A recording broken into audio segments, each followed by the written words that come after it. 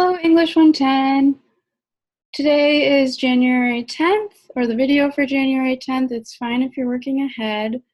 Today I just want to take some time to define disability. You're going to find it's really difficult to define, which is part of our work in this class. We're going to review the reading for disability from keywords. That was your homework for today. Again, if you haven't already done so, stop this video now and make sure you've completed that. And then I wanted to give you a little bit of an extension on your About Me video project over the weekend. So that About Me video project is now due Monday. And please feel free to reach out to me if you have any questions regarding the assignment, the technology, anything at all. The main goal of that assignment is just so we can post those videos and everyone can get to know each other a little bit better in this weird anonymous online setting. All right, so defining disability. As you're reading today from Keywords Described, the first definition of disability dates back to 1547 in the Oxford English Dictionary. And this definition is a physical or mental condition that limits a person's movements, senses, or activities, or the fact or state of having such a condition. So this is really interesting because we see some similarities to what we might think of as disability today, right? A physical and mental condition that's somehow limiting a person's movement, senses, or activities. However, when reading a little bit more into that paragraph, you saw that this term disabled or disability could be applied to someone in England in the 16th century who couldn't pay their rent or who couldn't worship God with a full heart, whatever that means. So I'm hoping you're seeing that these definitions of disabled, starting with this first one, they're slippery and they're social. They're not based on medical fact always. They're not based on just the body. They're based on things like who and who isn't falling into the norm, right?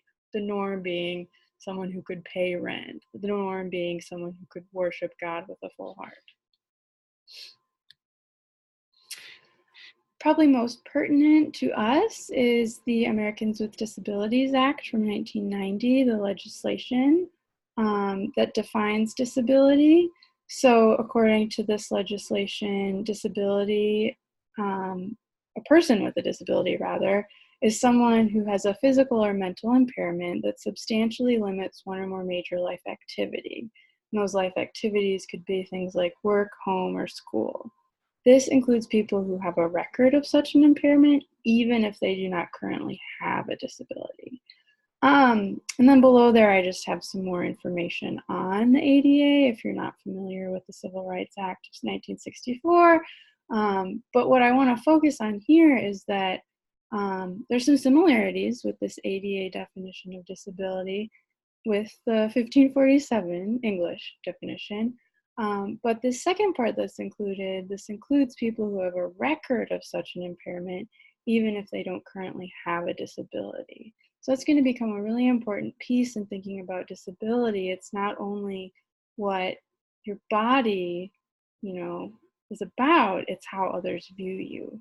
If others view you as disabled, that can also count as a disability, and we'll get into more of that later. This is stressing the point I just made, right? The first two parts of the definition locate disability in the body, right? The physical or the mental.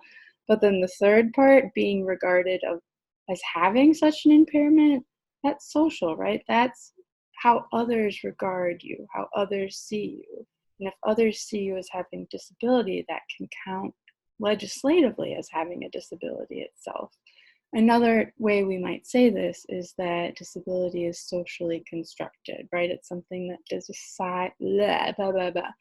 it is something that society determines, not necessarily something that's objective.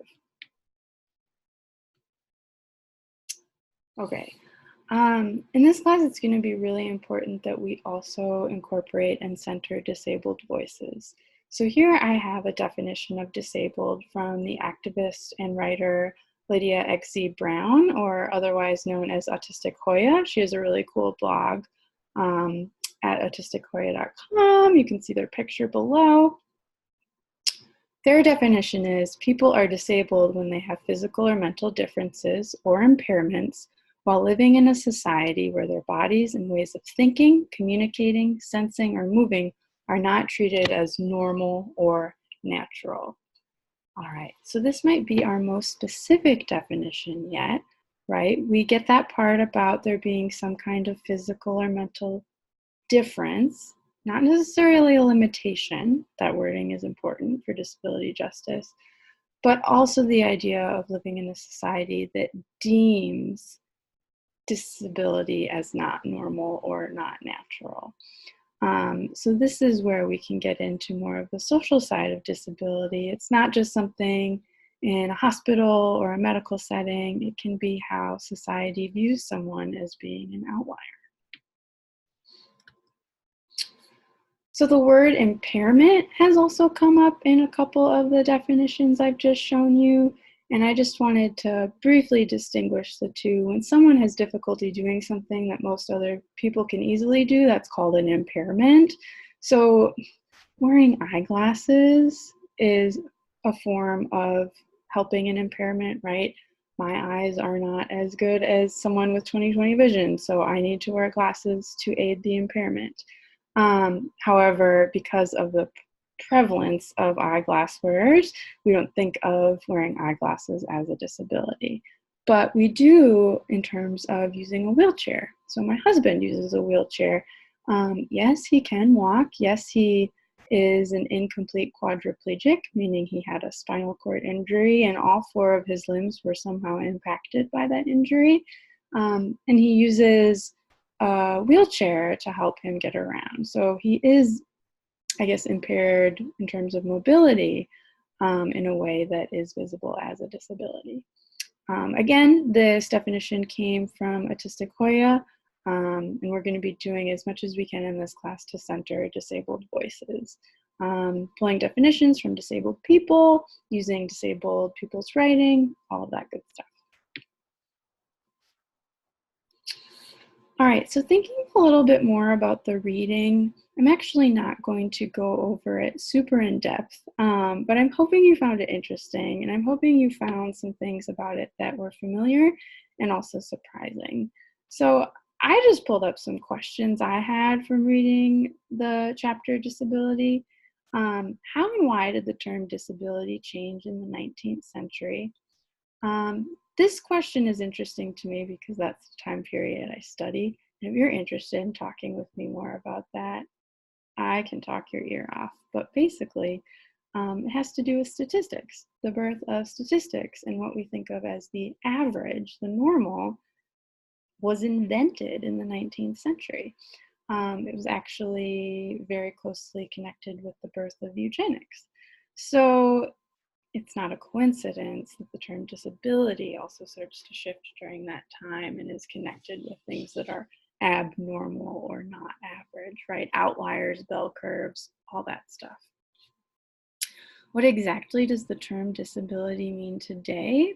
As you could see throughout the chapter, it depends on the time and place of the culture defining it. That's what I mean when I say it's socially constructed.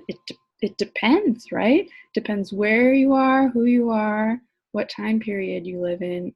And I personally find that fascinating, but it does pose a little bit of a limitation in trying to come up with a really steadfast definition. Is it right for those who aren't disabled to create a definition of those who are? So this question gets back at what I was saying when it's important we center disabled voices in this class. And it's something we're going to be thinking about in terms of representation of disability, especially in movies and acting. Is the person, the character being portrayed, do they actually have a disability in real life or not? These questions are important. And it gets right back to, are we giving voice to the people who we're talking about? And then lastly, the question sort of related to the second question, what are other cultures and or time periods perceptions of disability? Your reading didn't go too much into this, but it is interesting to think about how other cultures have very different perceptions of disability. I know in Irish culture, for example, children who are born with what we might call special needs are seen as somehow magical. They have some kind of magical power, and they're actually seen as exceptional rather than limited. This is a very brief example. I don't know a whole lot of extra information about, but it just goes to show that the definition of disabled is social. It really depends on where you are, who you are, what society you live in. And that's something we'll be talking about more.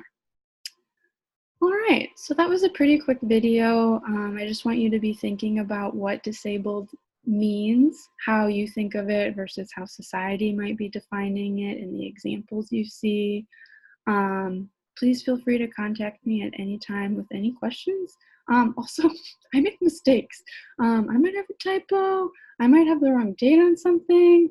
Don't feel bad calling me out. In fact, it would help me. So yeah, I make mistakes. I can be forgetful. Keep me in line. You won't hurt my feelings. But yeah, I look forward to seeing your About Me videos and continuing on with some more videos next week. Have a great weekend. Take care.